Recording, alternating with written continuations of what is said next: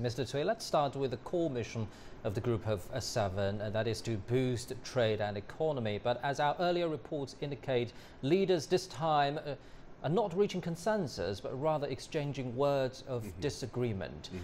So this looks like the Group of Seven is much more fragmented rather than divided, no mentioning being united. What do you make of the real momentum this time? Yes, as we know, the Group of Seven was produced as a response to the oil shock in the 1970s.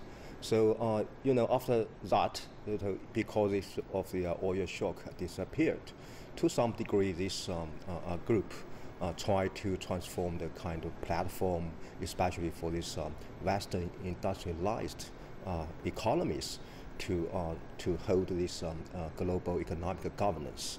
But also we know, yes, they try to get some very clear and united voice on this economic affairs. But now I think that some sense changed for this Group 7. Firstly, there are more and more diverse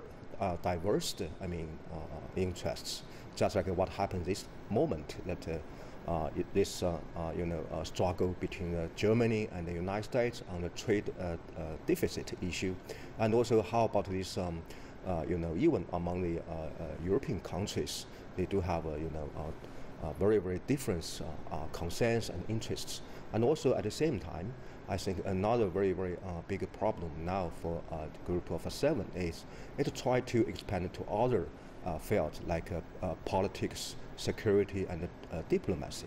I think it gave this group more problem to try to find a united and a clear, voice or stance on the economic and trade issue. I'd like to follow up on the trade issue a little bit more. It looks like we're not seeing diversity, but we're seeing more gaps. For example, the United States and Canada are renegotiating NAFTA, and this TTIP, transatlantic TTIP, is in uncertainty after Trump taking office.